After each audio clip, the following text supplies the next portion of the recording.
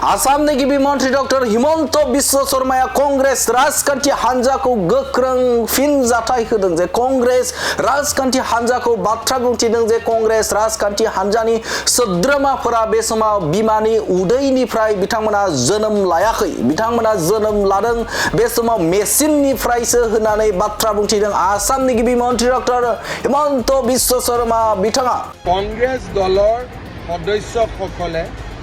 মাকৰ পেটৰ পৰা জন্ম হৈছিল নে নাই মোৰ সন্দেহ আছে তেওঁলোকে কিবা মেচিনৰ পৰাই জন্ম হৈছিল নেকি आसामनि गिबि मन्त्रि डक्टर हिमन्त बिश्व शर्मा बिथाङा बे समाव कंग्रेस राजखान्थि हान्जाखौ थांखिनानै बाथ्रा बुंथिदों थांखि बाथ्रा बुंथिदों बिथाङा बुंथिदों जे बे समाव कंग्रेसनि जाखिनि सोद्रोमाफोर दं बे सोद्रोमाफोरा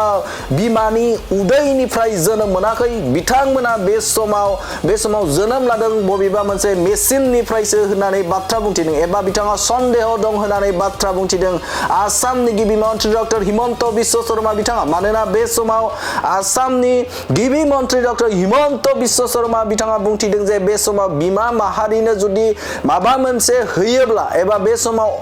बिथांमोननो जुदि मदद होयोब्ला कंग्रेस राजखान्थि हान्जाया जोबोदनो सोंखारियो जोबोदनो बाथ्रा बुंथियो जायनि थाखायनो बे समाव कंग्रेस राजखान्थि हान्जाया बे समाव बिमानि उदैनिफ्राय जोनोम मोनाखै होननानै सन्देहनि बाथ्रा बुंथिदों आसामनि गिबि मन्त्रि डक्टर हिमन्त बिश्व शर्मा बिथाङा आरो बिथांमोना बे समाव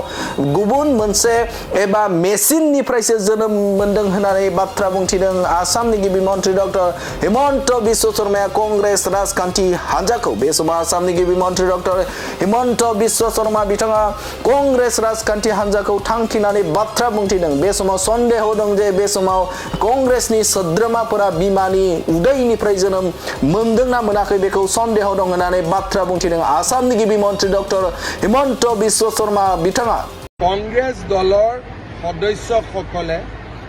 মাকৰ পেটৰ পৰা জন্ম হৈছিল নে নাই মোৰ সন্দেহ আছে তেওঁলোকে কিবা মেচিনৰ পৰাই জন্ম হৈছিল নেকি কাৰণ